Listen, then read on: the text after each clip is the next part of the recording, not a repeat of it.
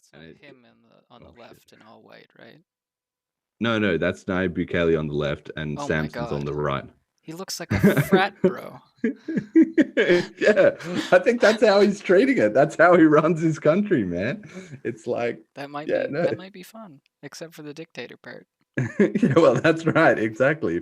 If he just headed off to, whatever it was, Fort Lauderdale and got his keg stand game on, he'd be doing okay. If he just gave up dictating to the protesters that they be forcibly accept Bitcoin, it'd all be good. I mean, I know I don't have much ground to stand on about appearance, but Jesus Christ, buddy, you run a country. I'm just a nobody. Get your shit together. Well, he's got the frat boy crowd.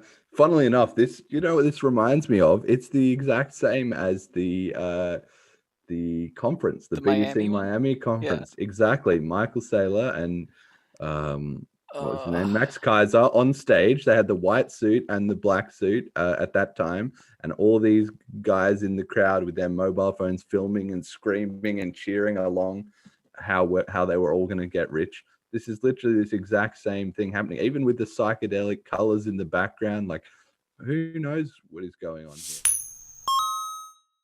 And welcome back to the Bitcoin Cash podcast.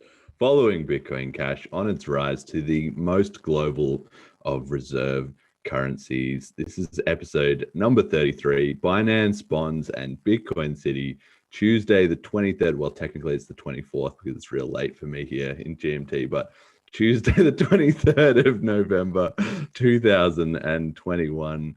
I'm Jeremy, your host. Same as always, Jet is producing the show for me. No guest this time. We had extra guests last time, and so this time it's just me because we got to catch up on a bunch of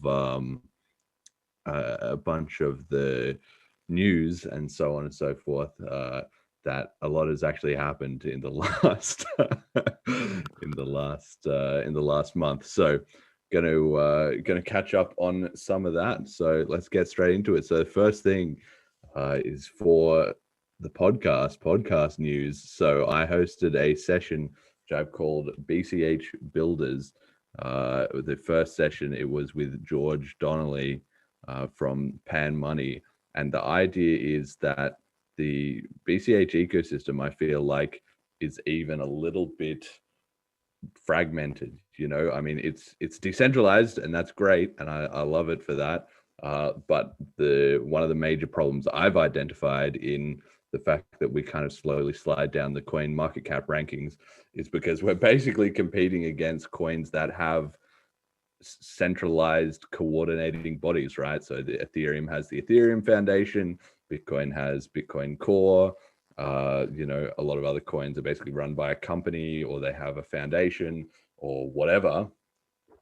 So it's up to us, obviously, not to become centralized in that same way, but and the community is very averse to that, which is good, but to create some kind of an alternative to prove that it can be done in a decentralized way. So my attempt to do it was to start this BCH Builders, which is inspired by my time in tech companies that have product planning roadmap sessions. So the idea was that I would just get on a call with whoever wanted to be involved, who was sort of involved in engineering or marketing or promoting BCH in any way, not to do with the protocol.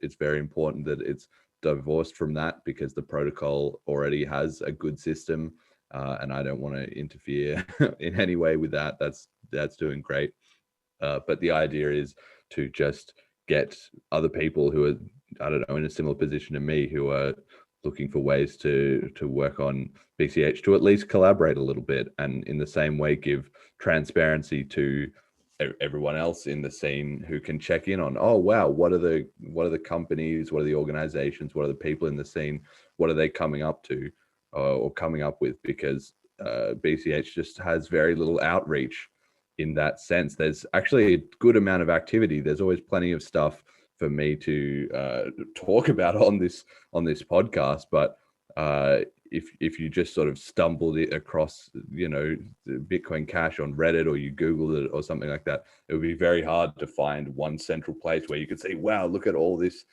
development and activity that is happening. So hopefully George joined me for the first session. It went really well, and we started building up a little bit of a roadmap.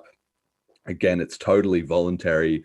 People can join at their own leisure for those sessions, or they can not, or whatever. That's completely fine. And very importantly, I'm not taking any donations or any money or anything. I'm not creating a central pot of marketing funds. I'm not doing that, because that is where all these other attempts, there's been many attempts in cryptocurrency history to do these kind of things. And that's where it sort of falls apart, is people fighting over the money. So the idea is that individuals that are involved in this, if they get funding from outside because somebody likes the proposals and the things that they're working on, well, then that's between them and whoever funds them and however they do it. But the actual sessions itself will not have any funding. So anyway, that was the premise. We did a first round of it. The VOD is on the YouTube channel for Bitcoin Cash Podcast. So if you're interested and you want to check that out, have a look. And if you want to be a part of the next one, then you can let me know, get in contact with me. And maybe we'll do that. Session 2 should be coming up sometime in the next couple of weeks. I haven't got it exactly organized yet, but there will be another session coming at some point. All right. And the other piece of podcast news was I did an interview with Luke Pryor, who is another 2013 Bitcoin adopter, which was a really interesting chat, because unlike me, after the fork, I was on the BCH side and I sold all my BTC for BCH, which proved to be a terrible financial move, even if I maintained that it was morally the right move. But he did the opposite. He thought BCH, what is this scam? I don't know anything about that. Sold all his coins, bought BTC, had a great time, skyrocketed his net worth. But now he has come back around to the BCH side of affairs, or he sort of realized that there's something going on in BCH, and that BTC has become captured and it's not what the original project was and everything. So we had this podcast, which you can check out on his channel. The link's on the slides, or you can look up. It's called The Bitcoin Cash Redemption Arc, an interview with Jeremy from the Bitcoin Cash podcast. So we talked for a bit over an hour. There is a little extra second part to it. The end had some technical glitches, so you might have to dig around on my channel. I've got a link as well to the second part to get to the end of that. But I think we had a really good chat. It was really interesting, and I think it supports my theory that more and more BTC, OGs, people from the early days of Bitcoin, are going to see that Bitcoin Cash is starting to go through a bit of a renaissance, a bit of a revival, and they're going to join back in and put their weight back into the project, basically, because in the early days it was all about the vision and wasn't as much about getting rich. It was all about changing the world, and BCH is still doing that. So as it builds a bit more momentum, I think we'll see more and more people getting involved, and I'm an example of that. He's an example of that, and so I think you'll see it more and more. But he's a very big fan of SmartBCH. He loves a lot of that DeFi stuff, which I like too, but I'm less convinced that I think it's great and it will draw in a lot of people, and I'm sure a lot of amazing stuff will happen with it. But to me, it's sort of an addition to the peer-to-peer cash, whereas to him, that really was the X factor in getting back involved. So check that out if you're interested. Right, so we've got the price this week: USD $565.49 for one BCH, and one BTC buys around 101.9 BCH. So we have dipped a little bit back under that 100-to-1 ratio. However, Bitcoin itself is not doing super well. It was at those all-time highs pretty recently. Might have been in this last month, I guess, at 68 ish thousand, and it's back down to 57K. So suffering a pretty big pullback there. So BCH was as high as 18 on the coin market cap rankings. We're now down to 22. So bouncing around a bit. A few other pretty crummy coins have made big runs.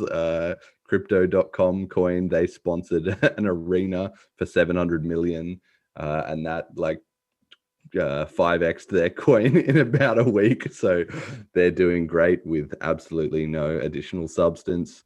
But I guess we need to sort of learn to copy it for it. So hopefully BCH Builders can come up with how we can buy the Staples Center or whatever ourselves. And I also wanted to point out that we are now past 90% of all BCH mined. It's now 18,908,644 BCH earlier today, which is more than 90% of the 21 million. So get your BCH while they're hot, because every single day the amount of supply left that will be fresh entering into the market is definitely just dipping away.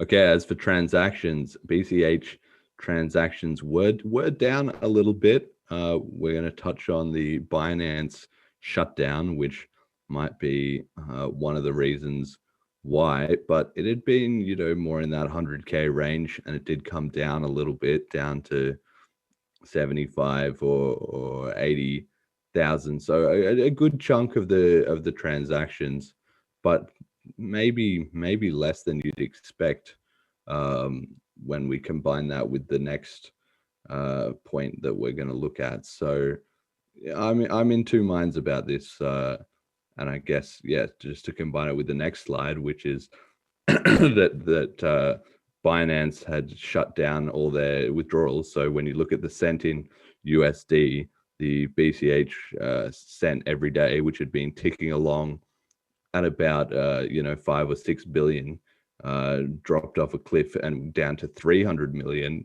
for just a couple of days. And then after Binance re-enabled their withdrawals, it rocketed back up again to 8 or 9 billion. So I guess we're in the strange position of trying to sort of figure out what's going on here, where it seems like, well, we'll talk about what's happening with Binance to begin with, but as far as the on-chain metrics going, it seems like just this Binance stuff was accounting for 4.5 out of the 5 billion in daily cent volume, but that was only about 10 or 15,000 of the actual transactions. So is it that a lot of people are obviously trading crypto every single day, and that so they're sending their coins into Binance, doing some trading, and then sending it out? Is it that Binance, I've often wondered if Binance or other exchanges themselves maybe are doing big deals to settle any balances between themselves. I'd often wondered if they might actually use BCH, it being cheap and reliable, or maybe they care more about the hash power on BTC and they don't mind paying the fees, so maybe they would use BTC. It's very hard to know, actually. We got a comment in the chat, and I'm kind of curious about it. It's look at the rich list too. It tells you if whales are exiting or not. I just want to kind of add to that before we hop into it. How much? I would much rather 1 million poor people get into it than 3 whales, right? So what's your take on this? Do you care about whales staying in Bitcoin Cash? Not really. I mean, I tend to agree with you. I'm on the sort of side of the fence, which is I think people underestimate how much crypto will succeed based on being a bottom-up kind of movement. That's become the difference really between BTC and BCH, is that BTC is either, right?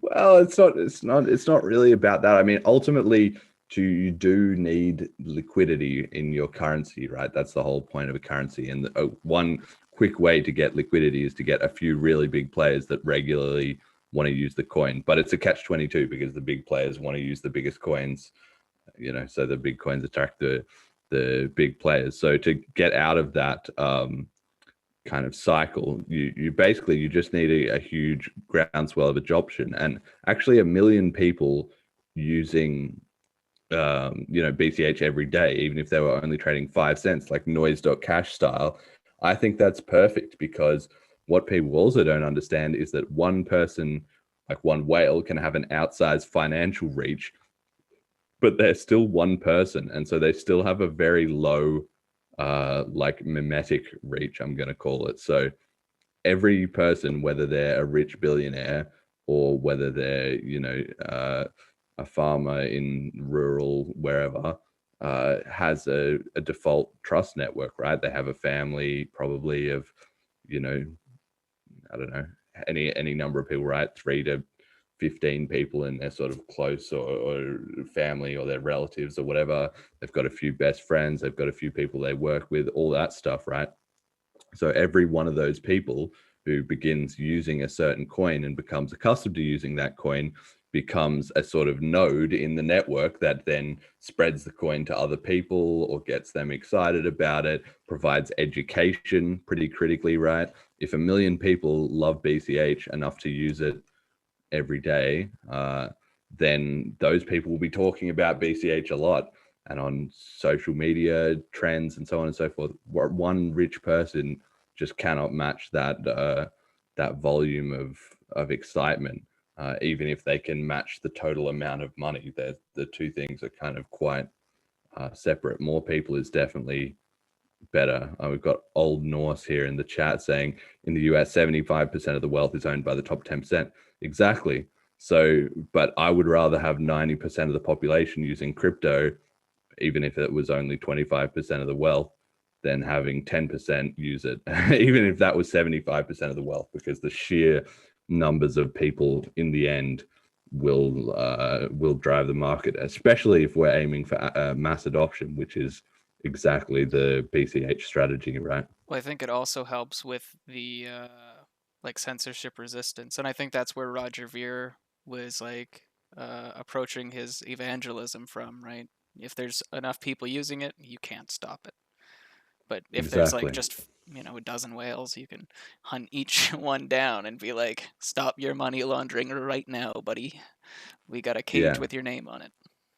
More people is better in so many ways. It's more mimetic, like you say. It's more politically resistant because you have more people. It's more decentralized by very nature. You have more people who are thinking about the network, who might have different ideas, who might be contributing different things. You know, you get, for instance, more people, you get more translation services by default. If somebody is putting out content that somebody else is interested in, the bigger your community is, the more likely somebody, you know, translates that into another language, you know, to share it with other communities, and that sort of snowballs on itself. It's more censorship resistance. Privacy increases the more people you have using it, because then you get more and more peer-to-peer connections where neither person is being, you know, KYC'd by a central party. So there's so many advantages to having the bigger user base.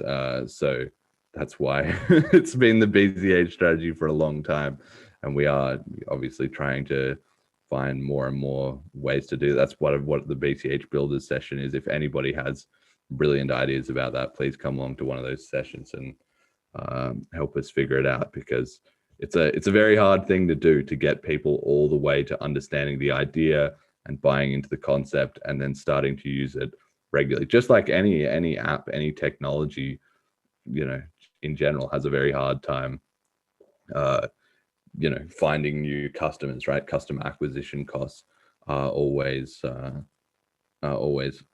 I mean, people in the chat are doubting me. 90% of people using BCH will move the price. You doubt that 90% of people using BCH will move the price. The 10% will be able to sort of manipulate them in the market. Yes and no. Obviously, the point is, if the 90% of people are not the rich ones, well, at a certain point, they are just going to overwhelm the market. But even if you set that aside, the point is that people are responding to signals that are not the market, right? If 90% of people in the world were using BCH, everybody would know, oh, my mate and his mate and they're all using BCH, and that's all they would care. They wouldn't care about the price anymore, because all the people they wanted to actually trade with, that would be the most convenient thing. So yeah, the price kind of sorts itself out if you can get mass adoption, which no coin really has so far. But we've seen, like, for ETH, for instance, got a lot more sort of mass adoption in one sense than BTC did, and that's allowed them to catch up significantly on market cap. So I don't know, could be obviously, ultimately you want more of both. You want all the whales in your coin, and you want all the masses in your coin. But given a choice, I will always go for the bottom up approach. The more people, the better. And because if you have those small microtransactions use cases, it's very easy to build up to those bigger ones. But you can have the big use cases and just have all the small transactions totally excluded from the market, basically. So yeah, all this came about, right, because Binance suddenly stopped their BCH withdrawals, which was a very odd move by them. I think they also maybe disabled Monero for a couple of days recently as well, right? I'm not too sure about the Monero, but do you know, like, the speculation behind why they stopped the withdrawals? Well, the speculation was that they'd, like, run out of coins, right? Because Yeah, they'd been shorting. it's GME, man. I like the coin. I like the coin. Just after, the prophecy is coming true. It's coming full circle. I mean, I'm sympathetic to these kind of theories a little bit. I do think it obviously, it's very strange to disable the fact that it was specifically BCH that they disabled, and maybe Monero as well. Those two coins, which are very linked by the fact that they have these very hardcore crypto communities focused on the cash use case, and which are generally not favored by crypto speculators who don't really understand what's going on or don't actually need to use the coins.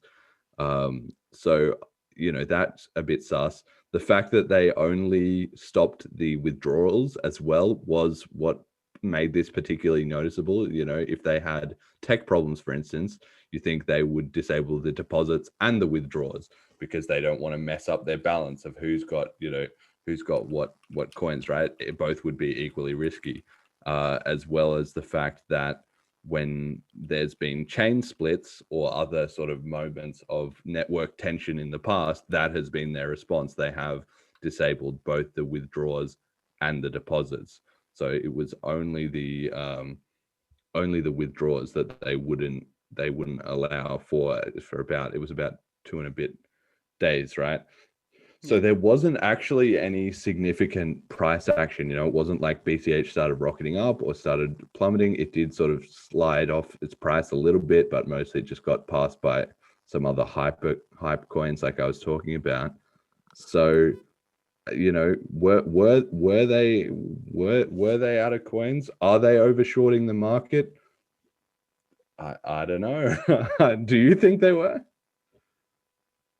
I mean, I think there's a lot of parallels between.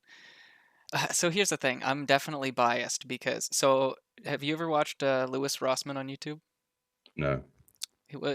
So it's completely irrelevant from cryptocurrencies. He mostly focuses on, like, right to repair, board repair, uh, but he has been framing his life as pre and post GME, and I believe, like, I'm, like, believing in, like, I swear to God, he could make a religion out of this pre and post GME thing. And so when I look at, the way that the market, in whatever market I'm looking at now, I compare it to GameStop, and God damn it, it is what it is, man. Like, it's if someone can, like, I haven't seen an alternative explanation for it where, like, it connected the same way. Yeah, I haven't either. And I mean, the whole GME thing, it is a bit of a watershed moment where, just exposed how manipulated the financial system that we live in is. But I think it also just sort of speaks to the idea that things happen gradually and then suddenly, right? I really like that saying that people sometimes say, where that's how crypto is, such proof of that. A coin doesn't get 5% better every day. Actually, it's just rocky and volatile for 2 years, and then in 2 weeks it just goes 100x, right? Like SHIB, for instance, recently has done that, or crypto.com, or any of these coins. BTC has done it, BCH has done it in the past. Like every coin does it, but that's just the way crypto works. Is things just suddenly get past a critical mass, suddenly past a tipping point, and at that point, everything changes, often forever. So we might need to be, and obviously that's why I'm also not super concerned about the BCH price or whatever. I'm more concerned about the ecosystem. If the ecosystem is doing well and that progress doesn't show in moving up the coin market cap rankings, that's basically irrelevant, because all of that price action will happen very quickly past one certain point. You don't need to see it linearly ticking along. I mean, one aspect to this that I did find really, really interesting was that they shut down the withdrawals, and Binance then have some mining equipment. They're not one of the biggest miners, but they're a non-trivial miner, and they went from 2% hash rate on BCH to 4% hash rate.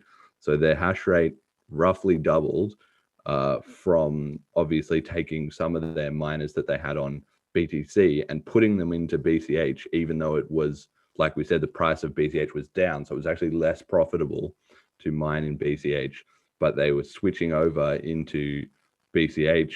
And I can see a scenario where they didn't want to buy up coins from other exchanges or other sources and boost the price of BCH, when they could instead just put their miners onto it, make up some of the slack in the coins that they had oversold that they didn't have, and then reopen the withdrawals and play it a bit more carefully from that point on. I mean, I can see it. I didn't know that. I didn't see this like mining distribution chart. I haven't looked at it in a while. It's a pretty nice benefit. Yeah. So I mean, I guess anyway, the message to the I don't know that we're really going to know one way or another, but the message to podcast listeners, as always, is hold your coins on chain yourself, because if you're holding them on Binance and they decide to stop withdrawals and then they suddenly announce, we just don't have any BCH, sorry, we've just robbed you, then you're screwed.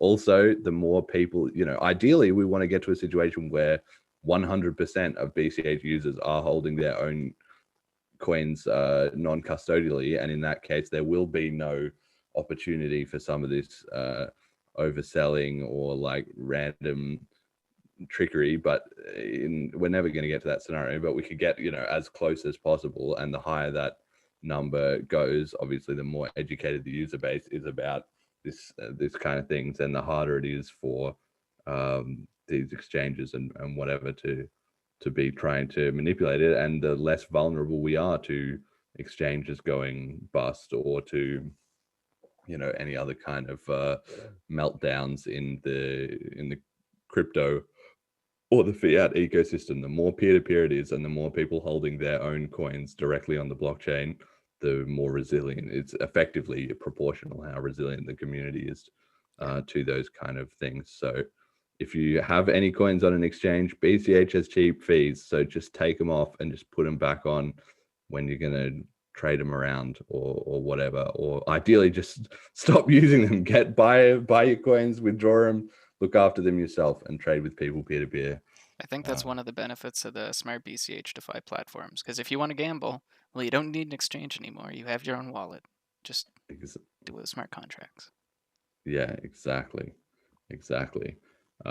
So yeah, the silver lining to all of this was that the mining distribution, which same as you, I hadn't looked at this in quite a while, it's actually looking very healthy.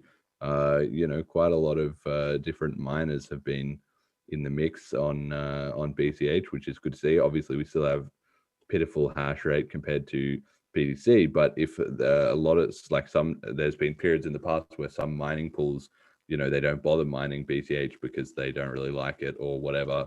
And so then, only some bother mining on both chains and switching back and forth. But it seems like actually quite a lot are mining both at the moment. So clearly there's some faith in the mining industry that it's worth staying in touch with the BCH part of the situation, because there's definitely, if you look at the mining pool distributions, BTC has the most, like pretty much everyone mines BTC, and then there's a few less on BCH, and then there's less on BSV and less on eCash, like as they kind of go down. Or I guess eCash might even have more than BSV now, but it sort of tails off. So yeah, I think we're doing good according to this mining graph, at least recently. We're doing good there. Okay, so PayPal have got involved in crypto, or they've been involved for a little while, but they've been expanding their services and now allow checking out with cryptocurrency. So in theory, I suppose you can pay with crypto at crypto accepting merchants on PayPal.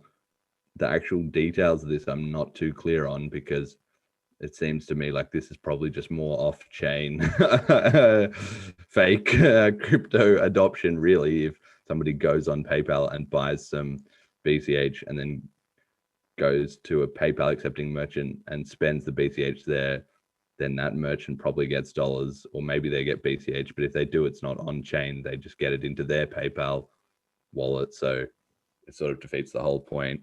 But still, it's good. And obviously it's getting cryptocurrency to be more and more mainstream and more in people's faces. And I thought one of the funniest things about this was that it was basically a non-event, even though theoretically this is millions and millions and millions of people onboarding onto crypto. I was not I barely even blinked when I saw this, whatever. And like the markets didn't, rocket up or anything, because it's just pretty much expected at this point in time that big, payment players should have some kind of crypto integration, and it should be adding more features and stuff over time. People had this kind of theory with PayPal published this little GIF on their Twitter feed of BTC, BCH, and ETH in their app, and then that they click on the BCH logo, and then it goes onto a screen that has Bitcoin, and people were saying, "Oh, this is a subliminal message by PayPal that BCH is the real Bitcoin." But I didn't really believe any of that, because when it goes on that second screen, it literally says BTC. And I don't think even the little animation was really that convincing. And I don't like, in the actual PayPal app, it's definitely not going to be that you click on BCH and it says Bitcoin. It'll say Bitcoin Cash for sure. So I don't know. This just wasn't that much of a it just wasn't that big of a deal. That's the world we're in now, that PayPal can announce millions of people have access to crypto and nobody cares. The market doesn't care. I don't really care. It's not even really a big story, but it's worth mentioning, because of that. I think that it has just become routine. The PayPal's offered checkout with crypto for a while, but it's, as far as I know, only available in the States. Like, I've tried to use it, not available in my area. So there you go. So I'm sure there'll be more. I'm sure every step of the way they'll be trying to juice it for publicity, right? Oh, now available in Canada, now available in the UK, now available in your local area, Well, but the thing is, it's really just these huge brands normalizing crypto to the world. That's really the main benefit. But I'm not surprised that the market doesn't care, because the market knows what actually matters for crypto is people who get it. And these things are making crypto seem every day, but they're not teaching people. They're not saying, here's how to use your private keys. Here's how to transact on chain. Here's the point of a blockchain. None of that is happening with PayPal, at least not yet. So probably never will, to be honest, because if they teach everyone that, then that'll be the end of their business model. So guess they're not really going to do that. Have I noticed the subliminals that PayPal add? All coins green except BCH. Yeah, again, this I don't really believe in this sort of negative conspiracy or whatever towards BCH. So on this screenshot, you've got the Bitcoin BTC symbol at the top, and it's got the coin is going up, it's in the greens, and then it's got BCH, and the coin is going down in the red, and then it's going up in Ethereum to the greens. So it could be easy to say, oh, okay, well, BCH is being shown as going down and the other coin's going up. It's kind of trying to push us away from it. But I think it's actually a much simpler explanation. I think it's the opposite. I think if you're making one of these little screenshots, and I know because I've had to do this at my software job, you obviously you want to show like a fake example of the market, being volatile or whatever. So they put the fact that BCH is the second coin is actually the bigger indicator. They could have put it BTC at the top, then Ethereum, then BCH. And I think if they'd done it that way, BCH would be at the bottom and it would be going up, because it makes more sense to have the top coin is always going to be Bitcoin, and yet you're always going to show that going up in your screenshot because you want people to think, oh, I can use PayPal and buy Bitcoin and get rich. So they're not going to show Bitcoin going down. But then they're probably also not going to show the second coin going up. They're going to show the second coin going down, so it looks like a realistic screenshot. That's just how these things work. So I think the second coin was always going to be the one going down, and then the third one was always going to be the one going up. So BCH actually being put second as the second most prominent rather than the third most prominent after Ethereum, I think is actually bullish for BCH, not against it. But I think you're both wrong. I think the real I think the real subliminal messaging here is when you play the GIF backwards, it makes the epileptic lights and says "Hail Satan." Yes, PayPal's like Britney Spears. Yeah, exactly. It's actually like "Hit Me Baby One More Time" plays if you put this through a inverse color filter and then decode the hex digits of the ASCII at the bottom. True. It says Bitcoin Cash is the real Bitcoin if you do that. It's just like, okay, so this PayPal thing isn't news, and we're like kind of bickering about like all this shit that it isn't news. Who cares? Yeah. And when was the last time you used PayPal? I don't know, a little while ago. I keep seeing it's still an option. That's the annoying thing though, is I was buying dinner the other night with this. They got an app at the restaurant. You have to pay on the app, and I'm like, this is the perfect time where I would just, if there was a pay crypto button, I would click one tap, done. But instead I had to mess around with my credit card and whatever, and it had like an option you could pay with PayPal. I don't have any money in my PayPal account. I don't want to put money in my PayPal account. I was just not interested in that. So it's really just a case of the implementations starting to catch up. But I guess we're getting in via the roundabout, via the back door, if PayPal just ends up integrating enough of it, and then PayPal puts on their 2% crypto processing fee, and then the merchants slowly wake up, wait a second, if I do this I can do crypto without PayPal and then save all that money if I just spend an hour to figure out how it all works. Maybe that's the way it's gonna go down. I don't know.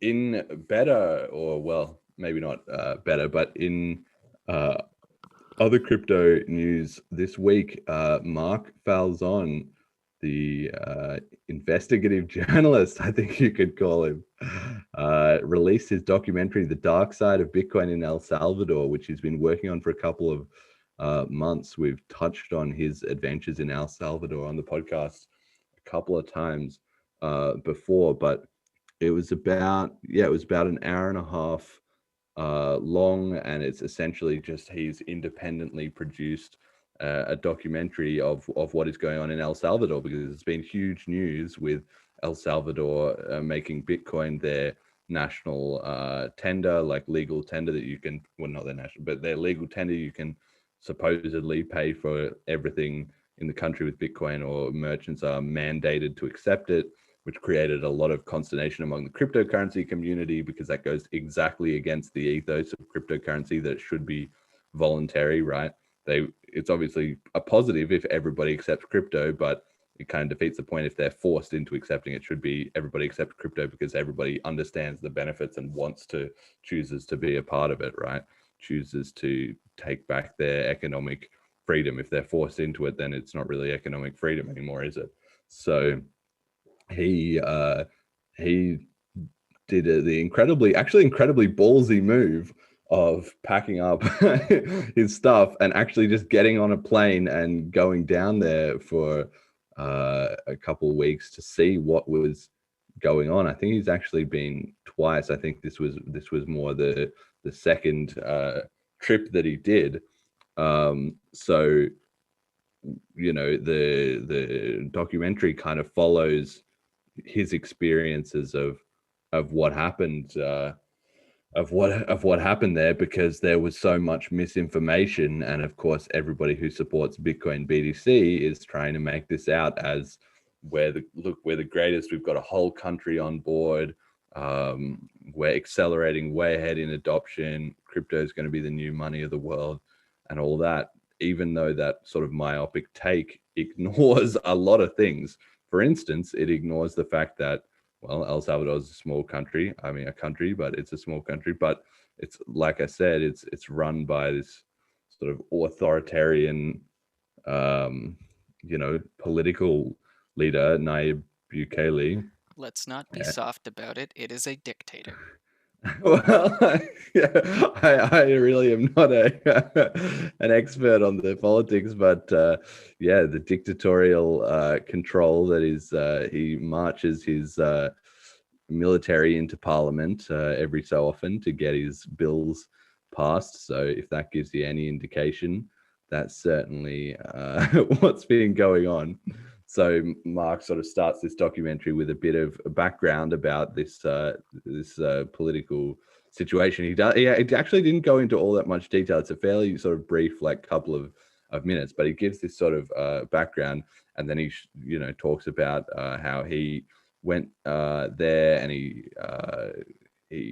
tries to use, on the day of the big grand rollout, he was there and he tried using the various services and apps and things that were going on. There was protesting from parts of the population who, it seems, largely aren't actually against Bitcoin so much as they're against that they're being forced to use it, very predictably, but also B, the fact that this is a government program, right? So that's taxpayer money, which could have been used on other stuff. And they think, look, we need new hospitals, or we need new education, we need new roads. But instead, our government is putting us into this, financial gamble instead with our tax money. It's very reasonable, actually, that the population would not be thrilled about that. It's sort of very very relatable, right? So he goes to there's that protest. He spends a couple more days trying different services and everything, gets really frustrated, tries to buy some stuff with varying levels of success. At the end, he goes to a second protest, and then there's a bit of a dramatic ending, which I won't spoil for anybody who doesn't know exactly how that all kind of played out. But to me, I'm impressed. I'm impressed that he just did this whole thing. Really, it looks like a pretty intense scenario that he volunteered himself into, and certainly he was the one doing it, right? Like there was very little other on the ground coverage of what was actually happening, and it provided such a the message of the whole documentary to me was really about the media. It wasn't about Bitcoin at all, which was part of his story. As he goes there, and then the government there are sort of trying to downplay his tweets, or say that his photos of the protest were fake, or that there was only a few people there when actually there was loads of people there. And he's literally right there, just like, no, I'm on the ground here. I'm not just some idiot, retweeting something for my own agenda. I actually know that this is what's happening. So you have that, and then you have, in contrast to that, or sort of in reaction to that, he became this sort of little mini micro celebrity in El Salvador, because so many people felt like, wow, you're the one giving a voice to our concerns that our own government is obviously trying to paper over.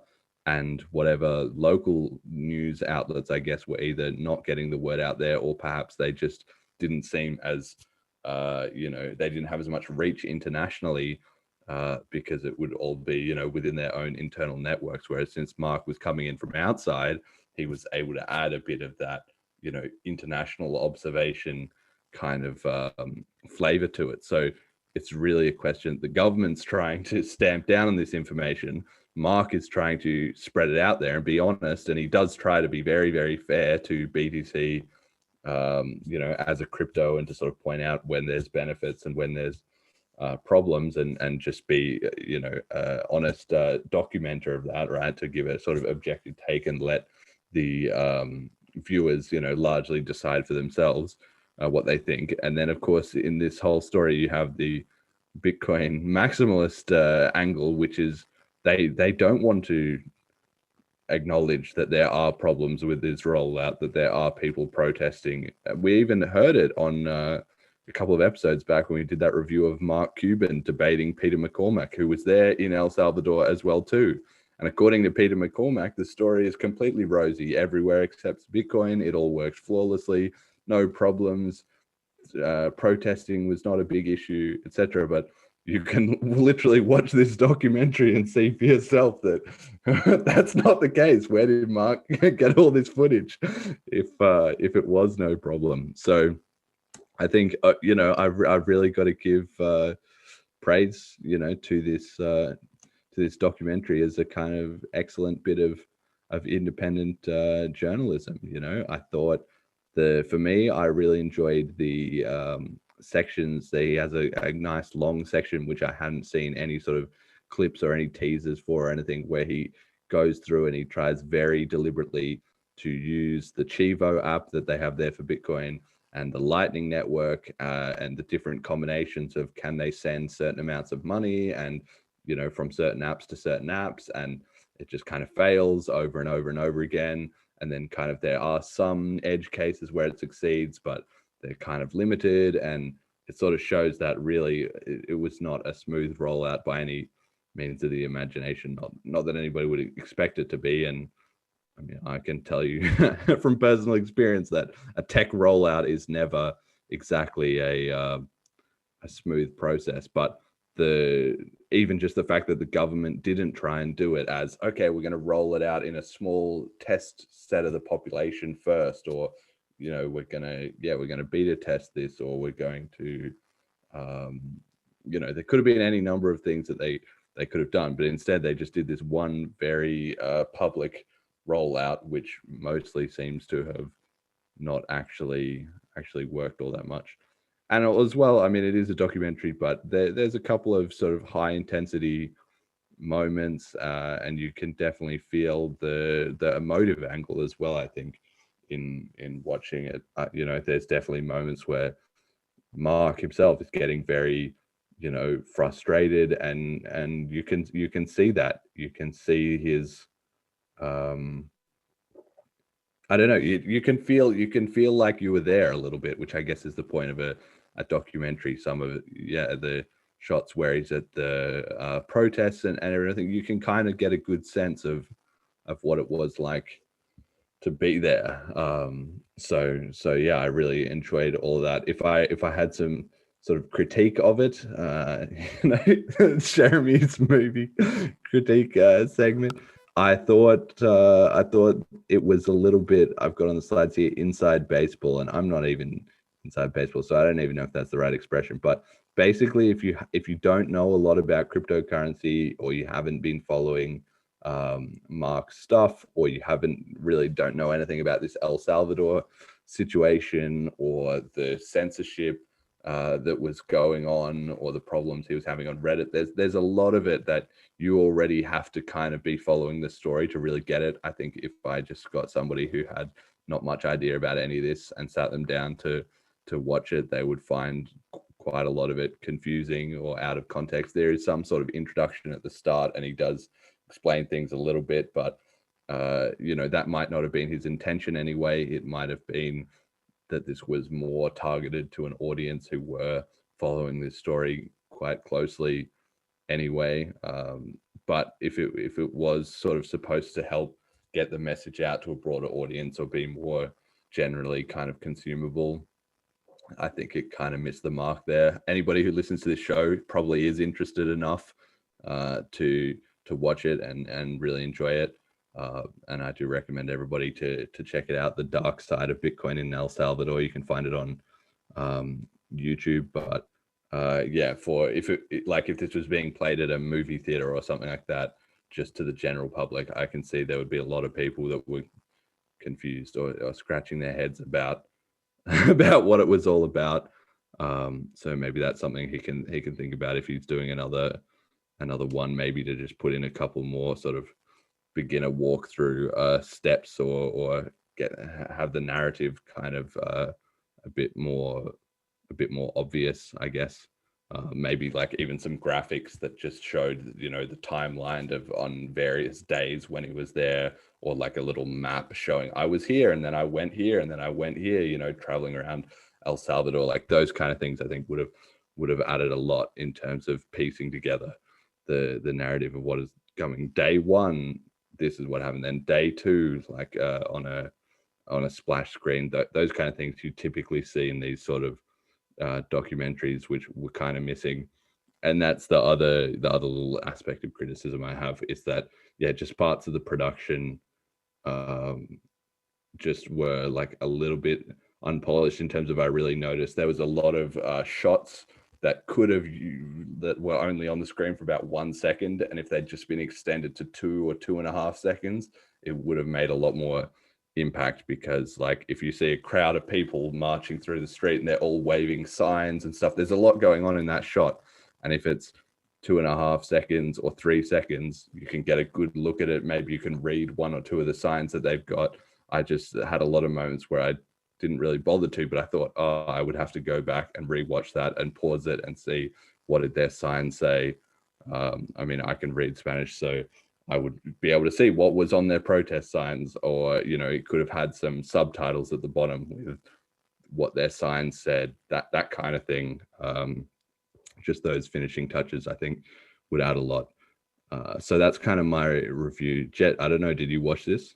I did not. Actually posted in the chat here if I was wondering how depressed would it make me, because I'd watch it, but I already don't really like, as despite how heavily involved I am in crypto, I don't really like the state of crypto at the moment. So I mean, I don't know. I think there's, in some of his other stuff that he's done, he does have sort of signs of hope that the people themselves, it is benefiting them in some ways, that there are some sort of aspects that are getting through, even in all the authoritarian regime and all the custodial wallets and all of this stuff, that still, there's bits of hope leaking around the edges and getting to the citizens, rather than them just ending up in an even more controlled, confused mess that they don't really understand. This didn't really have as much of that, I do have to be honest. So if you were hoping for some rays of light that I know, but actually it woke them up to the best way to use BCH instead of something like that, it doesn't. That's not really a part of it, I don't think. Okay, yeah, I'll give it a watch, but I don't. This is the part of crypto that I try to avoid. There is 2 things that I think are kind of relevant that I found hilarious about this. One, I remember a couple months ago seeing a clip of protesters, like there was breaking into a building and someone set something on fire in the building, and Mark went up there and was like, guys, you shouldn't do this, and they were like calling him a gringo and like telling him to go home and all this shit, and I was like, well, I mean, I don't support it, but I do get a little bit of a giggle out of that. Yeah, bit of fish out of water. Yeah, exactly.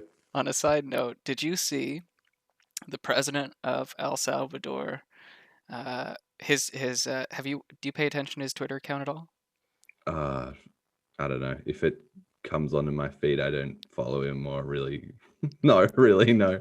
So recently they seized a bunch of cocaine, and he put out a tweet that was like, the cocaine that we seized today or this earlier this week or something is worth like 100 BTC or like such and such an amount, and my conspiratorial brain is already like, he's on the dark web right now. Like they are selling their confiscated cocaine for more BTC to try and like pull themselves out of their own economic turmoil.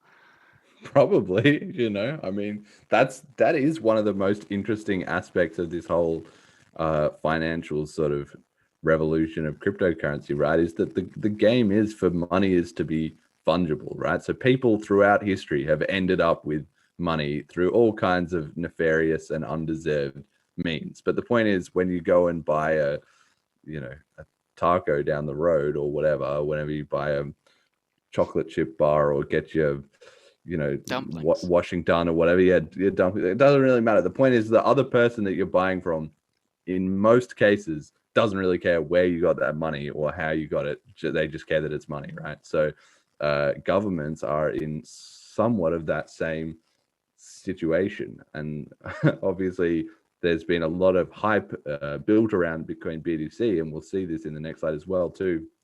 They love this narrative about game theory, which is it's correct. It is true, but it's just funny that this is their lens, which is that, well, now that El Salvador is starting to trade in Bitcoin, the other countries you just don't want to be the last one getting into Bitcoin. So it's the same thing that happened with banks. It's the same thing that's happening with consumers, right?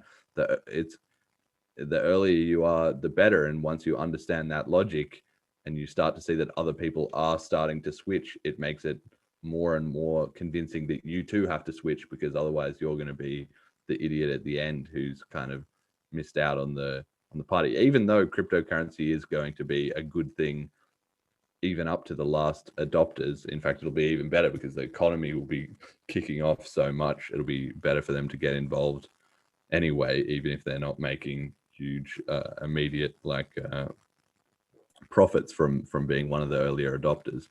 But they have this whole narrative around the game theory for nations is going to kick in, and it seems like it is probably going to start sort of a little bit in Bitcoin BTC, but maybe there's an angle where some other small island nation or something just goes, yeah, well, we just bought a bunch of Ethereum. And imagine how much that would just shatter the the hopes of all these Bitcoin BTC maxis. That's what the banks are already doing. There's already banks that are more interested in Ethereum than Bitcoin. So it's all shit. I don't know.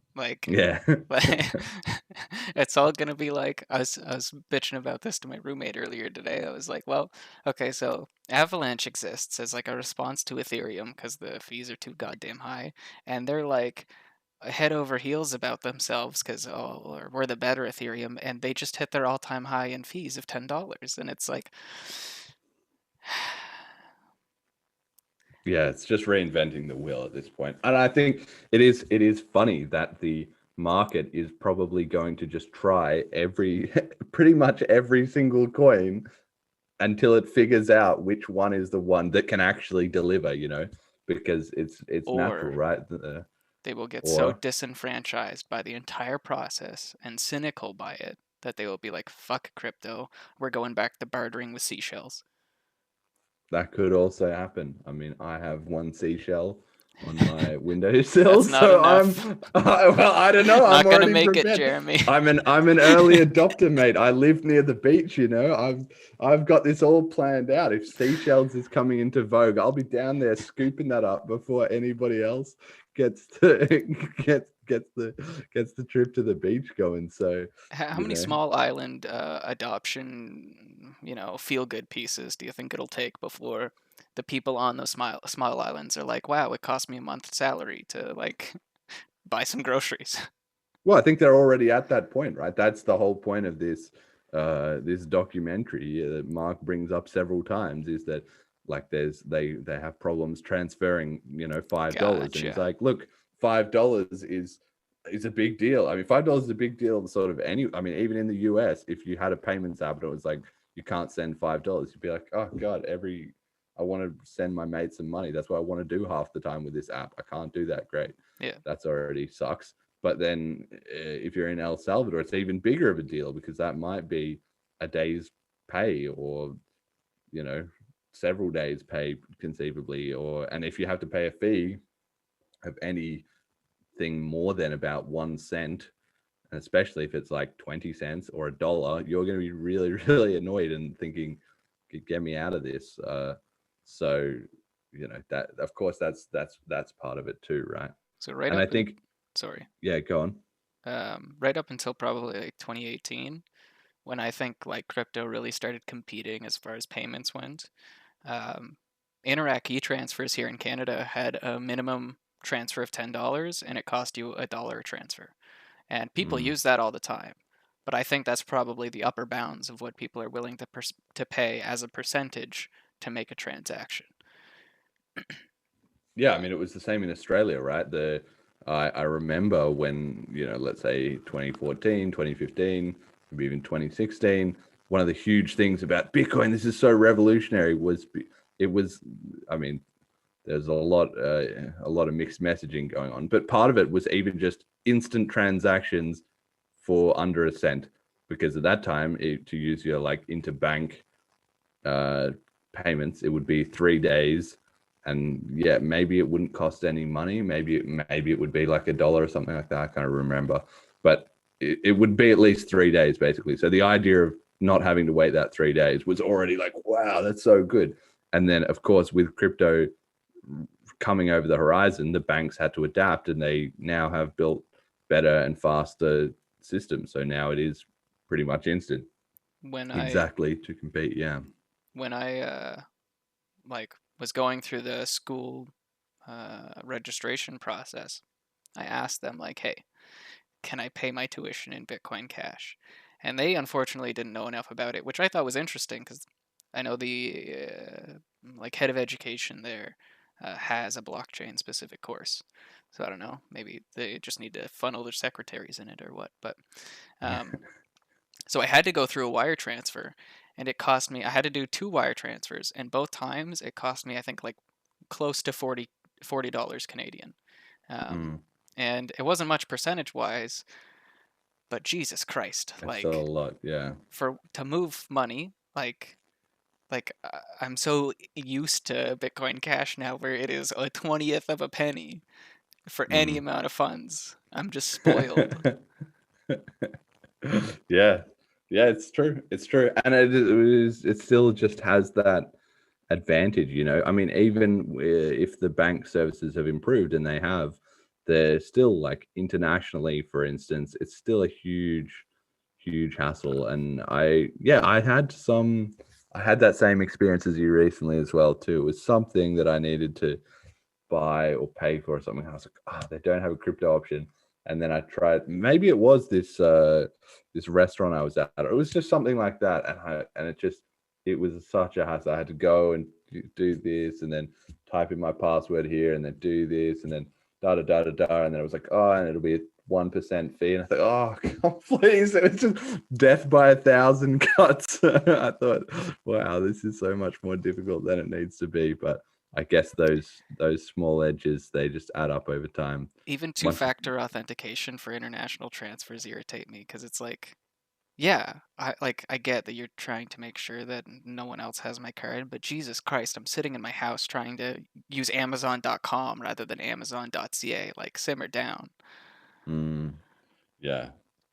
No, it's definitely true. And that, I mean, we are still waiting for that mass adoption for consumer payments, because it's just so much user education that needs to be done. And in the meantime, we're going to be on this merry-go-round of coins pumping and saying we're going to be the next greatest thing. I just want to quickly go back to this point about scalability, right? Because I definitely am convinced, and I think probably a lot of the BCH community are convinced, that when that pump happens for us, it will just scale. It'll just take off. Like more and more people will just start using it and using it and using it. The the fees will stay at 1 cent, and it'll just build up this huge network where every other currency, they get rolling, they get to a certain point. BTC could, in theory, have done the same thing, and it was starting to do the same thing, but for the block size cap, which they're never going to raise, and now they've lost the momentum, so it's probably too late for that anyway. But Ethereum, they were trying to do EVM and all this great stuff, but people were probably just using Ethereum just for the fact that it was cheaper than BTC, because once you know how to use BTC, using ETH it's slightly different, to be honest, but it's not all that different. And now people are just jumping from each chain to the next successive one, from Ethereum, and then Solana got hyped, and then now Avalanche is hype. And of course, all that happens is every one of those coins thinks, look at these high fee chains. We're going to be the next up and comer. We've got a slicker, newer technology, or a cooler dev team, or a fancier logo, or whatever rationalization they have, that it's different this time, and then it's never different with them. And the reason to me that it's never different is because they're not doing anything different, really. All of these guys are pretty much interchangeable. The reason that the original Bitcoin design was scalable was because Satoshi kept it simple. There was no EVM, any of that stuff, and that's why I like that SmartBCH is a side chain, because once you throw out all of that, scaling is a lot simpler when it's just these small transactions of amount of money from X to Y, and your only scaling concern really is how much storage space and a little bit bandwidth, which are getting better all the time, and you can already do a huge amount of actual transactions, in what we have available today. So, I don't know. Anyway, I just need to have my rant about scalability, because this Avalanche thing, we're going to see, there's a little section about that coming up as well too. But anyway, moving on. So next slide is on the same theme of El Salvador, which is El Salvador have announced Bitcoin City. So in the last couple of days, Nayib Bukele, the dictator, has come out at some kind of press conference thing and explained that he was thinking about how he could top announcing BTC as his national currency. So he thought, I need to do something better. And apparently the inspiration for this came from Alexander the Great, who founded the city of Alexandria in order to establish, his name and his dominion over the world by naming a whole city after it. So he decided, look, what we've got to do is we've got to make a Bitcoin city. So his plan is, he has this little marketing GIF, which looks super cool. It looks like something out of a sci-fi TV show ad or something like that, where there's sort of this volcano, and then next to that you've got a city, which is a big circular gleaming metallic thing with a kind of hub and spoke road pattern, it looks like, extending out from the middle, and the volcano is sort of at the edge of it, as though you had taken this sort of giant coin from space and put it down as a whole city. Old Norse in the chat says it is Mordor. Very good point. It is right next to a volcano. So that's it. This is the Citadel, exactly. So for those who don't know, the Bitcoin maximalists who believe that by all holding onto their coins, they're all going to be basically the billionaires in the future. They think that they will live in these citadels. It's kind of one of those jokes that's kind of a joke, but secretly actually not that much of a joke, that they think, we're going to live in these citadels, and everyone who didn't buy Bitcoin is going to just be poor and wrecked because they were too stupid not to figure out that Bitcoin was going to suck up all the world's money. We're going to be the indentured servants. Does it get to that stage? Is it we're going to be begging for scraps of Satoshis from there? Yeah, no. Yes, back in 2018, I remember people were like, because I was very arrogant and would get into arguments pretty frequently online, right? I remember people being like, okay, you're going to end up my indentured servant, like at the Citadel. Like that is very much an underlining message in this Citadel thing. Like everyone that's not going to make it, we're all indentured servants.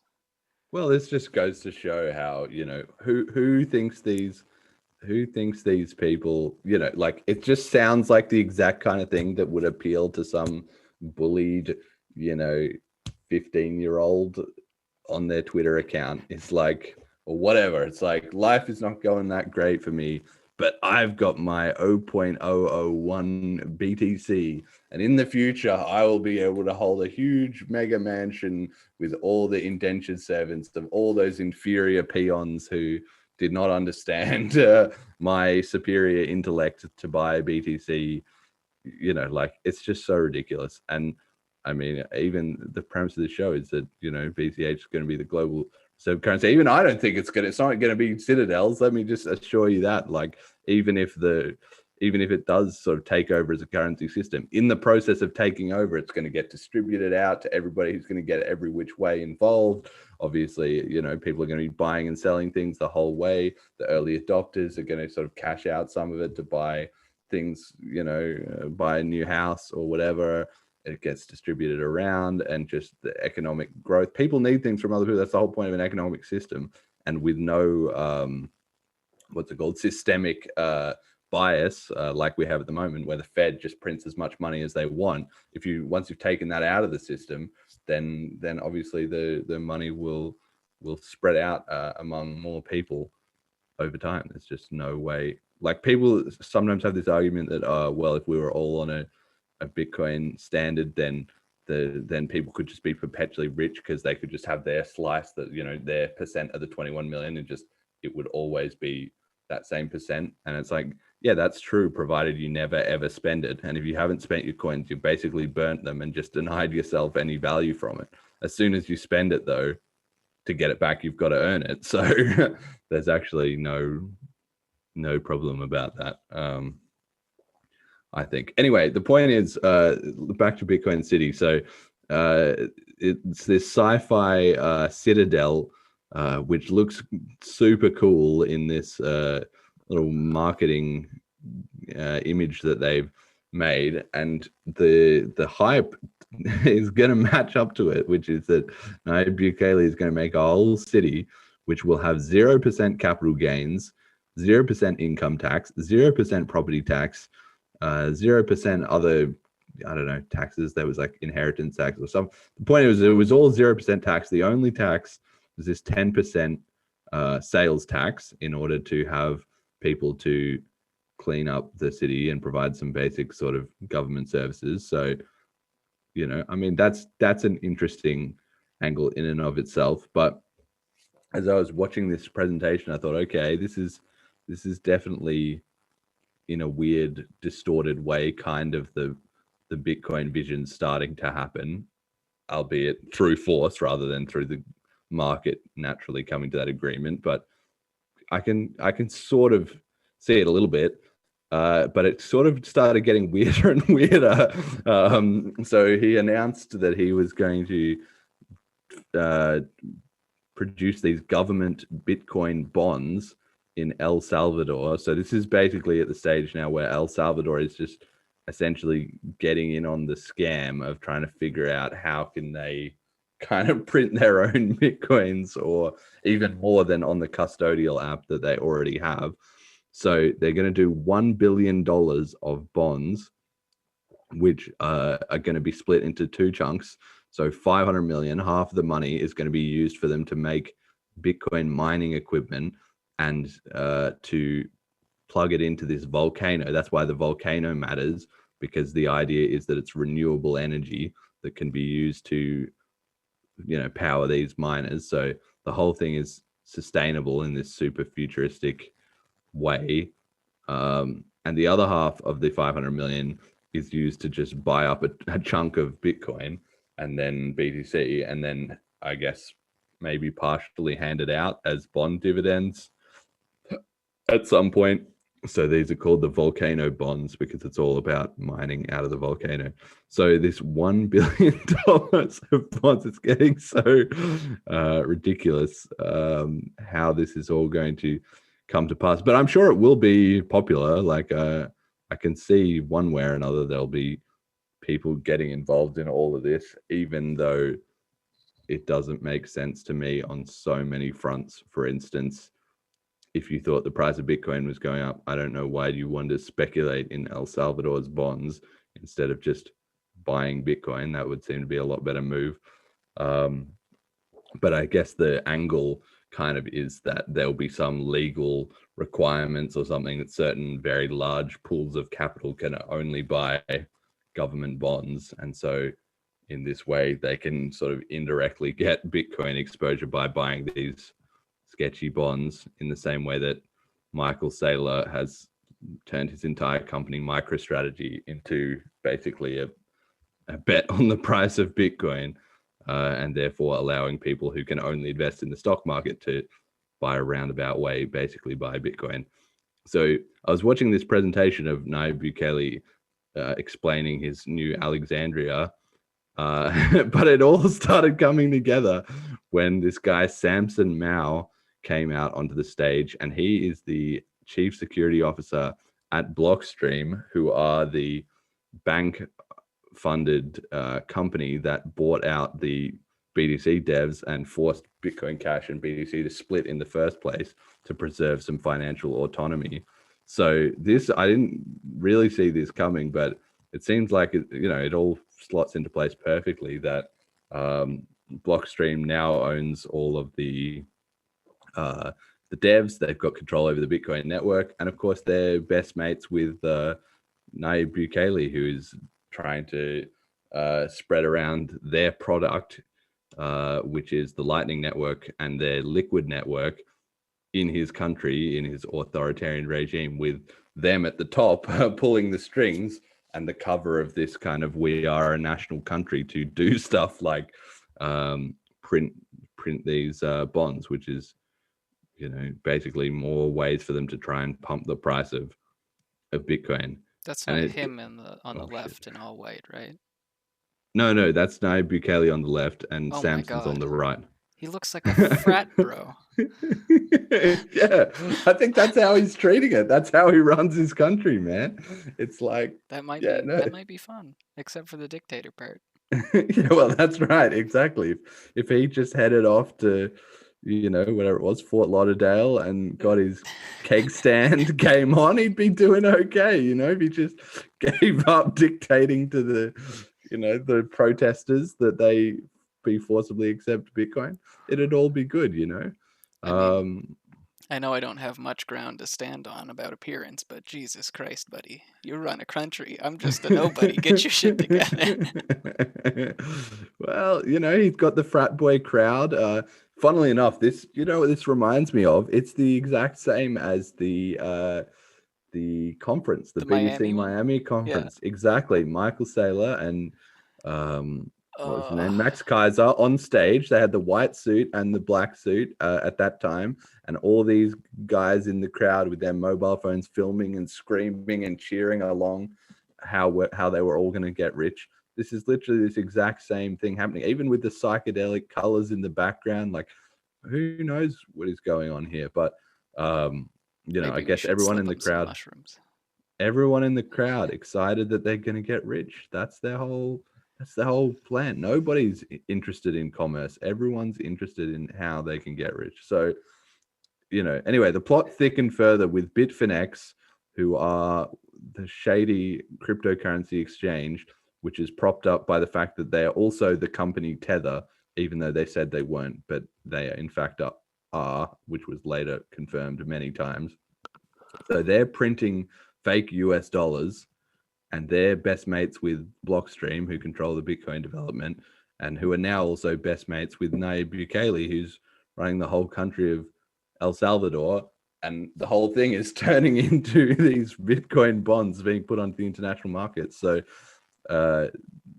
much like our chat on the roundtable, I can sort of, in a weird way, see that this is going to be good for crypto, because it's going to entrench, it's going to make the crypto bomb so big that if the government tries to shut any of this down, they'll blow up the entire global financial system.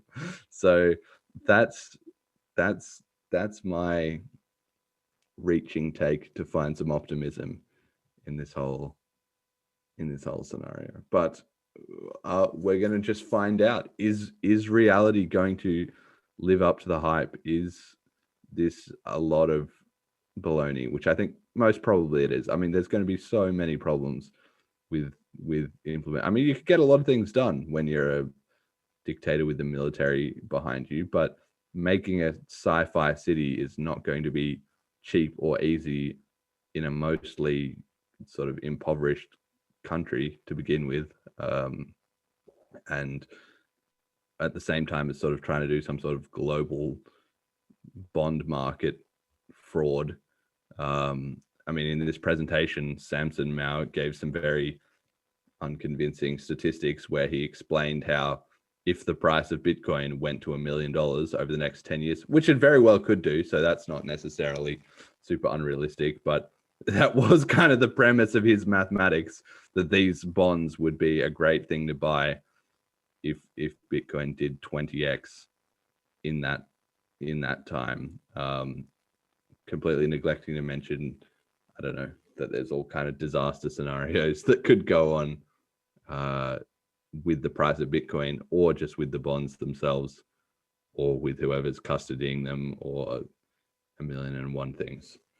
So really, this, will have to be a story that we'll have to wait and see.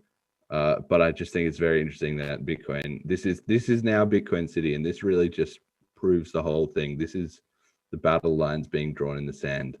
BTC have a Bitcoin City, which is run by a dictator, by the company that also bought out all their devs, and with a lot of shady USDT printing, and is complete pie in the sky.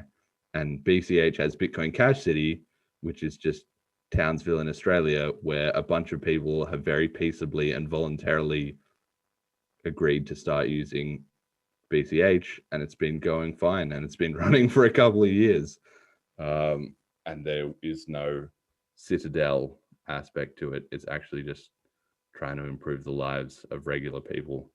So, I mean, we'll wait and see. I don't know what else to say about that, really, but we'll be following this story. So, meme of the week this week comes from Bkashi on Twitter. It is from Squid Game, which, if you haven't seen it, I do recommend, because it's really good. I watched it in Korean with subtitles. I personally don't recommend watching it the English dubbed version. I mean, everybody can do whatever they prefer, but it's a great show anyway, and it's kind of fun watching foreign films as well too, I think. So, or foreign TV shows, I guess. So the meme is Squid Game. It's from the red light, green light, which is in the first episode or the second episode. And it's Ali who's holding up Gi-hun, who, for those who haven't seen the show, basically he's at imminent risk of death. So Ali is labeled Bitcoin Cash, and Gi-hun is labeled Satoshi Nakamoto's dreams on Bitcoin to be peer-to-peer electronic cash. So it is just kind of the idea that Bitcoin is just barely staying alive because of the help of Bitcoin Cash, doing this superhuman effort to keep the whole thing inches from disaster. And that's true. And I think we can really see that in the way that, like we were talking about before, all those other coins are just failing to scale and not really getting the job done. And also that BTC is just going more and more off the deep end in terms of its implementation. So this made me laugh, and it was topical. So that's meme of the week. Now, community comment of the week. This week, it's actually not even the BCH community. Coming at it from the ETH scene, because I really wanted to stick my fingers into some of this drama here. So this guy, Ju Su, who I had never heard of until this time, but he's very popular. He's got 300,000 Twitter followers. He made this post this week, which said, "Yes, I have abandoned Ethereum despite supporting it in the past. Yes, Ethereum has abandoned its users despite supporting them in the past. The idea of sitting around jerking off, watching the burn, and concocting purity tests while zero newcomers can afford the chain is gross. Ethereum culture suffers massively from the founder's dilemma. Everyone is already far too rich to remember what they originally set out to do. Perhaps a bear market is needed to remind them, or perhaps we must build elsewhere. But this is what it is, nothing new under the sun." And this kind of speaks to the theme we've had on the show before, that Ethereum is just becoming the new Bitcoin. And clearly people are recognizing that, right? The fees are high. The people who've bought in and have got rich don't really care because they made their money. Everybody who's protesting or finding problems or complaints, they're just being marginalized and told to suck it up, or it's not that bad. Other chains are sort of rising in prominence to compensate, but the purists inside the clique are busy trying to shout down those concerns and also reassure each other that their latest and greatest way to pump the fiat price of their coin is really adding value to the world. It's been going on in BTC for a long time. It's been going on in ETH, particularly in the last 12 months or so. And this guy, Jusu, he was, big on the Ethereum scene, and he was on Bankless, one of their podcasts. He was talking about, Ethereum's, the ETH trade, that's what they call it, the ETH trade, and how it was going to be the flippening, how ETH was going to be taking over BTC and all that. But clearly he's sort of come to his senses and has now moved on to Avalanche. And before too long, I'm sure he'll probably move on from that too. But the ETH community were obviously quite riled up about this, having been betrayed by the hype that he used to be bringing, that he's now no longer bringing for their coin. And yeah, I think it really just goes to show exactly what he says. Nothing new under the sun, that we are going to see this cascade of people, the market trying all these different coins until they find one that actually can scale, and that the problems which Bitcoin fell into in terms of having captured developers and having a community that developed this sort of exclusionary mindset and what Jusu calls the founder's dilemma. People had already made their money, so they stopped caring about the actual usability of the chain, especially for people that weren't already rich, therefore limiting the growth and pushing it off to other networks.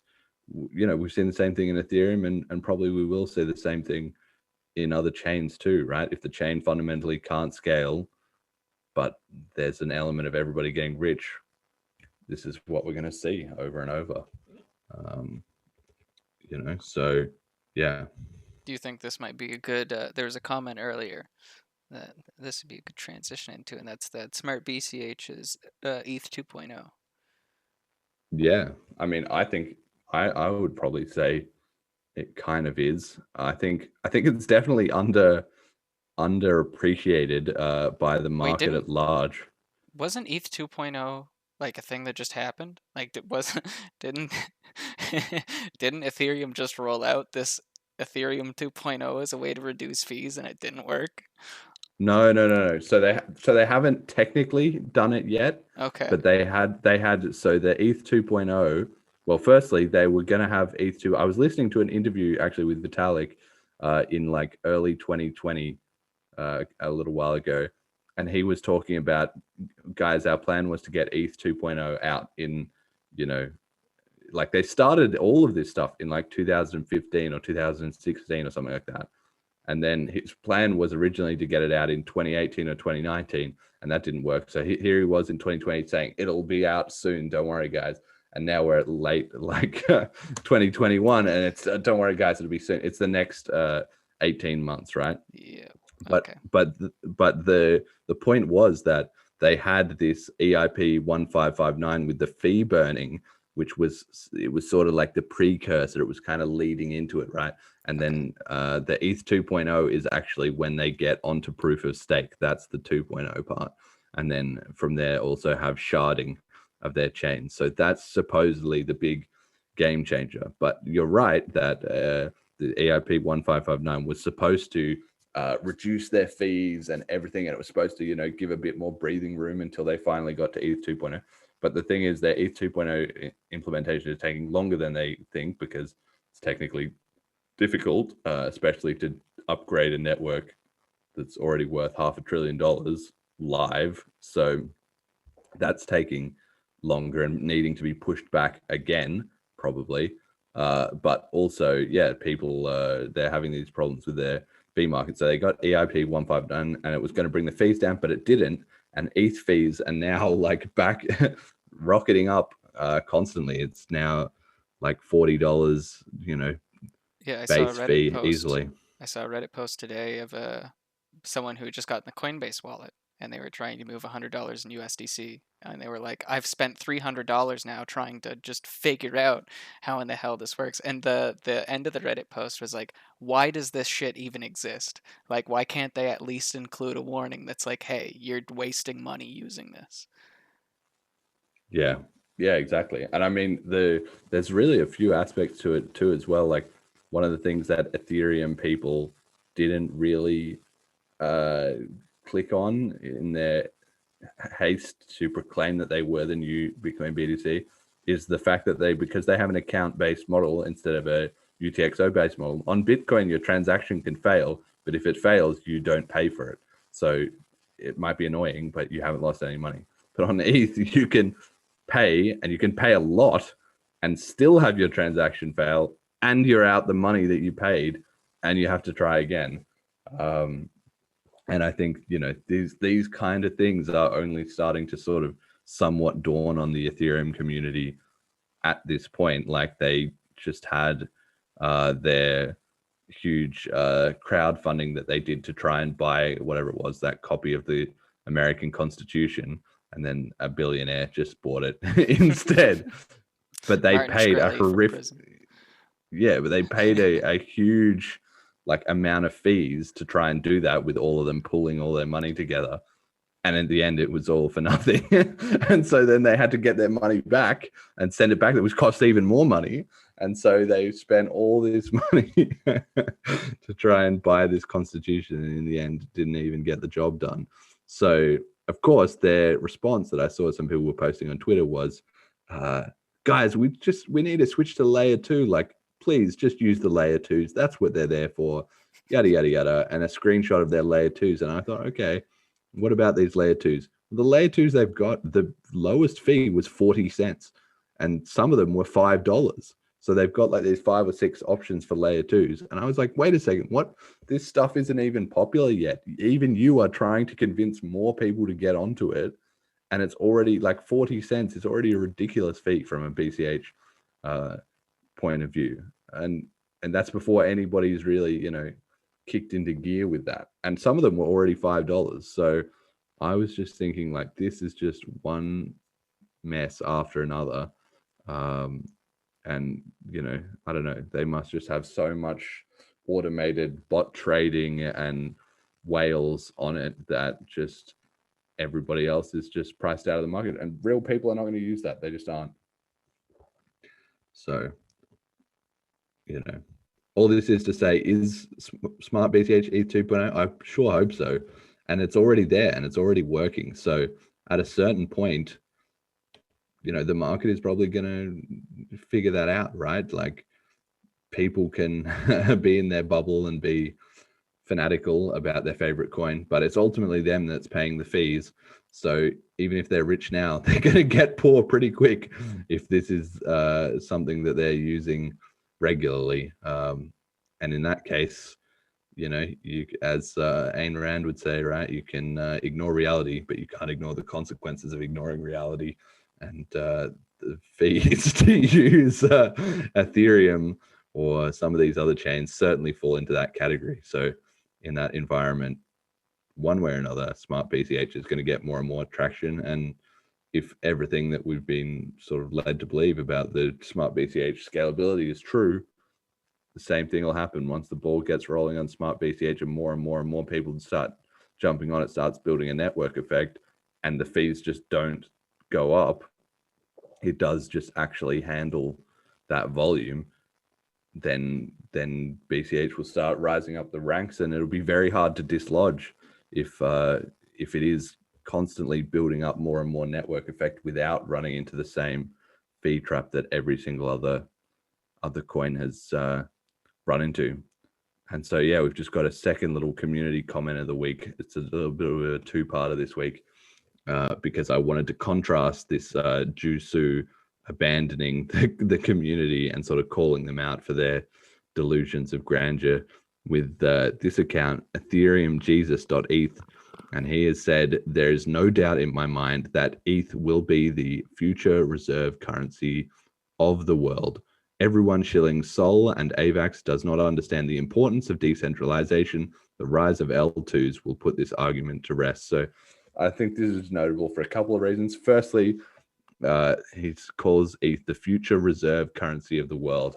Well, I wonder who has been saying that, who has been pushing that branding.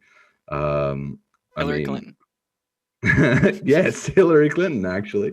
Hillary Clinton was also saying that, but she was saying that about Bitcoin. That's kind of different, because I looked into it, and it turns out that, people have been talking about Bitcoin as the global reserve currency or the reserve asset or whatever, since like 2012. That has been on the radar a little bit. It's been minor, right? But it exists. So people have been saying that. But nobody has been saying Ethereum or has been saying Dogecoin or, well, Bitcoin Cash, obviously, right? Except, the narrative of other coins trying to compete to be this branding of the reserve currency of the world, the global reserve currency, I think is something that this show has pioneered. And I'll be very interested to see if other coins start to jump on this hype train. And I think they will have to, if it just plays into too many things. It's simple, it's catchy, it's easy to understand, and it sounds great to anybody who is sort of a maximalist for their coin, right? So for BCH, that's me, obviously, for BTC maxis, and for Ethereum maxis as well. It's, if you want to try and shut out the sort of relevance of these rising competitors, you kind of have to claim, no, we're going to be the one true coin. Which goes back to somebody in the chat was saying that Mordor, it was Mordor at Bitcoin City. Maybe it's the same thing, It's the one true currency, the one currency to rule them all.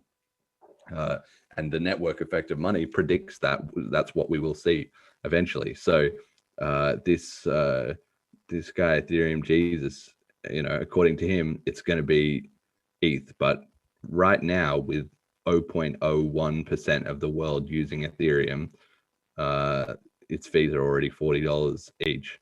So that's not going to happen. But he says, don't worry, guys, layer 2s are going to sort this out.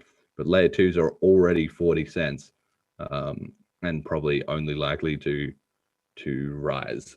And his sort of rationalization is people with Solana and AVAX doesn't understand the importance of decentralization, because that's the crypto classic, is if another coin is gaining ground on you, the first thing you can say is you're just centralized. That's why you're getting so much more efficiency or so much more traction, because you have a more coordinated ecosystem. It's centralized. And maybe those chains are or aren't more centralized, but ETH is not getting more decentralized if it's having scaling problems and it's trying to expand onto different shards and onto layer 2s. That's not increasing decentralization, actually, because what all that means is that things have become too difficult for people to run layer 1. That's the definition of it's getting centralized.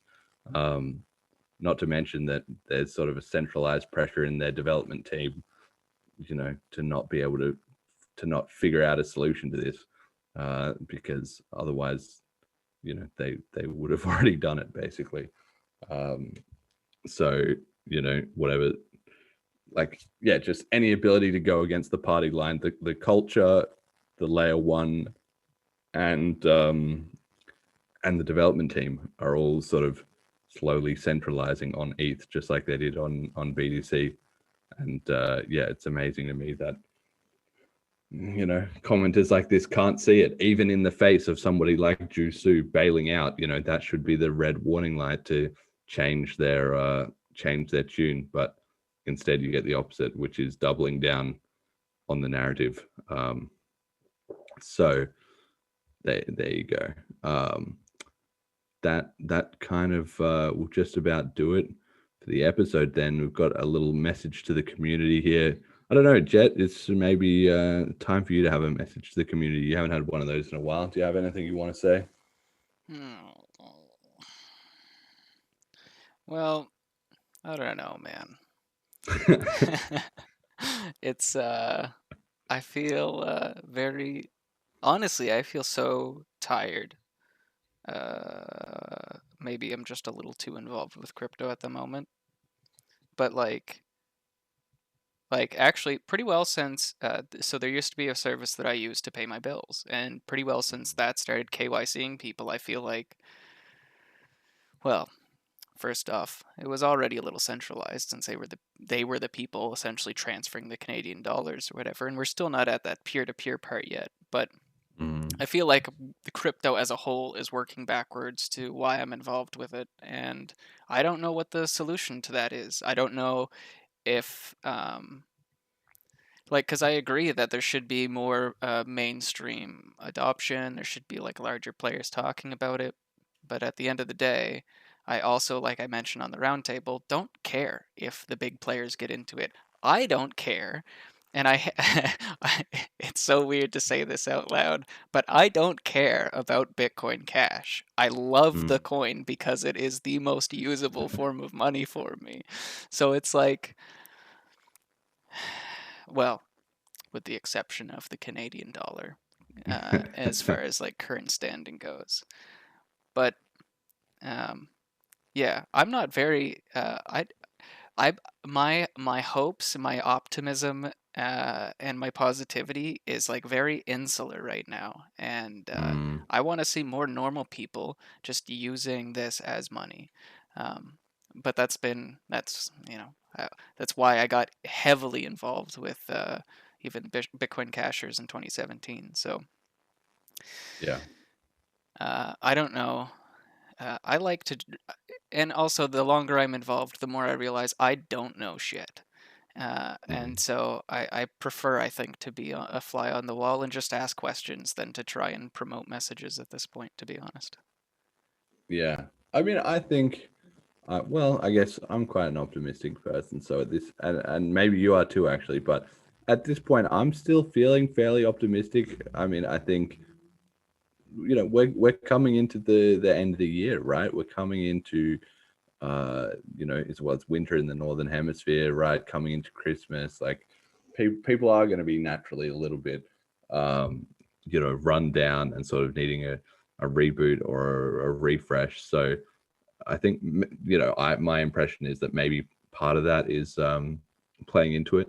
But on the other hand, I think you are right that definitely the whole of cryptocurrency has lost its way with the whole peer-to-peer cash narrative, and sort of that people people take the path of least resistance, right? So the way to sort of get rich or get clout or get rocketing up coin market cap right now is to do everything except become a peer-to-peer currency. It's actually to double down on the whole casino gambling aspect. So that's what everybody is doing. I think I will get optimistic when we face a massive wave of censorship, which I genuinely believe will happen in the world of COVID now. And maybe I'm just an alt-right conspiracy theorist, but concentration camps, dude. So when people start, when even indigenous folks in BC right now, there was a military raid on unceded native land to build a pipeline. And so when people really start feeling the pressure, and when civil unrest really starts picking up and people start getting censored, and their money gets cut off, that's when I think we need to be there to be like, hey, here's the solution. Yeah, we know the treachery that states can cause. Here's a way around that. Yeah, I mean, in Australia, they have literal camps, right? Yeah. There's not that's now a thing. It's actually, I couldn't even believe it. Like, if you fly back into Australia now, if you're on certain flights into the Northern Territory, you get driven out into the middle of nowhere. It's not like it's nothing to do with anything. Like, it's not like you can take a test and prove I don't have COVID, so I'm fine. Like, that's not even an option. It's literally just you're in the truck with the military taking you out of this camp in the middle of nowhere, and you put in this sort of like, it's like Holes by Louis Sachar. I don't know if anyone knows that book, but it's like that, and there's no work camp aspect to it, at least not yet. But you get put out there, and that's it. You're finished for like 2 weeks, and you have to get a test, like, I don't know, 4 times in the whole period, and all the staff have to be, tested and come in with hazmat suits and, all this stuff. Like, and there's, I don't know, it's crazy. There are a couple camps that look like 5-star hotels. I'm going to be dead serious. But you are coerced into those positions. Yes, and you're still paying for it. I was reading about some of the expenses specifically from Australia. There is a single mother with, I think, 2 kids who had to go to these camps, then went to an airport and was forced to quarantine again for another 2 weeks, and she's like $6,000 in debt now. And out of work and now homeless. So like, the things aren't. So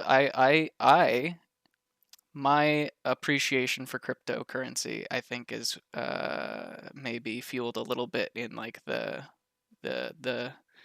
same old story that has been going on for 80 years of, well, the Western society is going to collapse and we should be ready for it. But I think we're seeing too many parallels to the fall of Rome right now to just ignore it.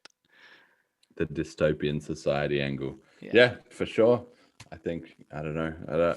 It's not the, dystopia podcast. It's not the best sorry. note to leave it on, but whatever. That's the message. That's what people need to think about. People should be thinking about this very, very seriously, because just look around you. I mean, sometimes the sun's shining and the birds are singing, but if you just look at what's happening in the world, stuff that if you said this is a headline from 2 years in the future, 2 years ago, people would be like, that is a very, very dark timeline. Like, now it's just normalized, right? Anyway, literally, sorry. Yeah.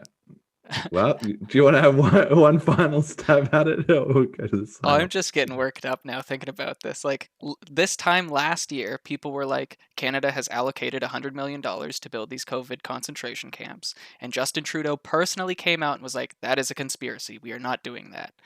Well, this week, guess what was announced? Yep, exactly. The narrative changes fast. The what's it called? The frog in the pot. That's what it is. The boiling frog in the pot, with just 90% of people just unaware. Well, there you go. That's your cheery end note for the day. I hope you've enjoyed the show, everybody. The FAQs, links, info, whatever is at www.bitcoincashpodcast.com. Thank you to all of our wonderful donators. I really, really appreciate you a lot. You're the best. Thank you to all the listeners, whether you donate or not, just being interested and just sticking with us for 2 hours of your life. Very thoroughly appreciated. Thanks to the Twitch chat who've thrown in some good, that one about Mordor. I love that. Do we want to take a couple comments or questions? Yeah, we've got time for it. It's pretty late here, but maybe I have been trying to answer kind of a couple of their questions as we went along, but maybe we can just have one question if somebody has a very quick question. First come, first serve. Get it in now. Let's see. Maybe they've all already logged off. They're like, I'm out of here. They said it's the end of the show. 3, 2, 1. Yep, too late. All right, that'll do it for the show. Thanks for tuning in. You can find it on YouTube, Google Podcasts, Apple Podcasts, whatever. Those things exist. So yeah. Anyway, stay safe, and until next time. While the rich banks rob ya, robbing you blind, man. Future dollars can buy nothing for